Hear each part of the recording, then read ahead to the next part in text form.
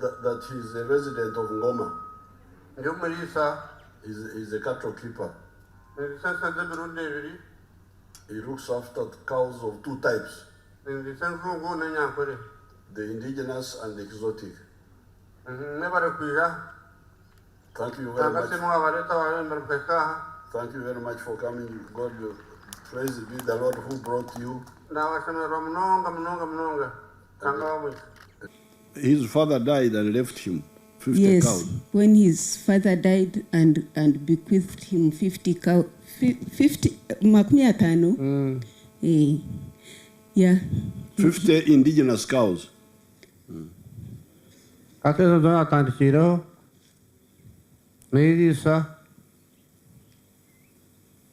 na diskun bremezi ese kirimpango tinyo myatsi ntizakanya nagura hamataka gagunyine nakabana na weri taka nagura na hari habuseri.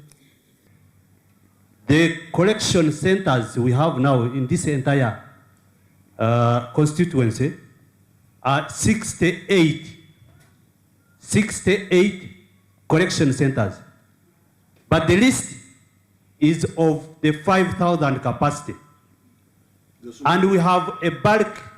The smallest is of 5,000 liters a day.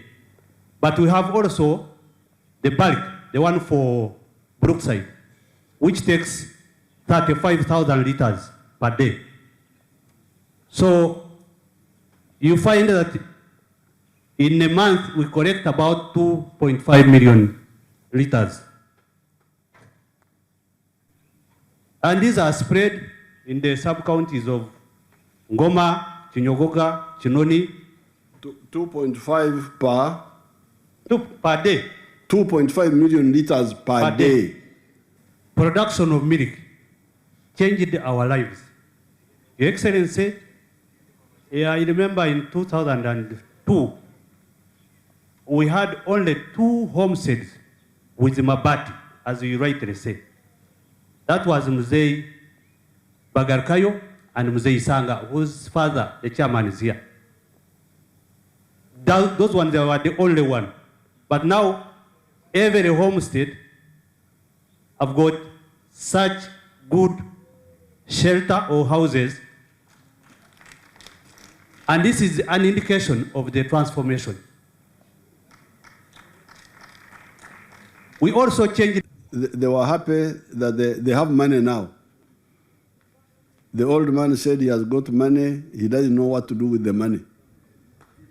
And that they need a bank because they have a lot of money. But at the same time, they were complaining about the children who have got degrees, who have no jobs.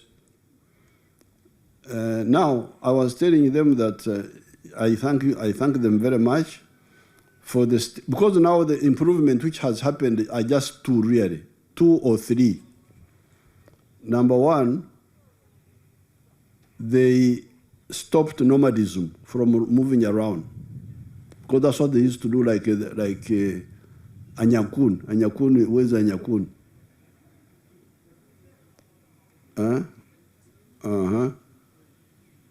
Ato go mshchogo no mkoromojo intezanyi mwegendese zasoja naziba ogo mkazo no mkoromojo intezanyi mwikumu byarga nasokuja nagarka naziba.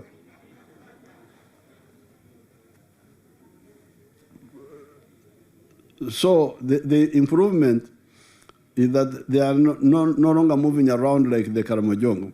That's one improvement. Second one is that they accepted the enterprise of dairy as a business.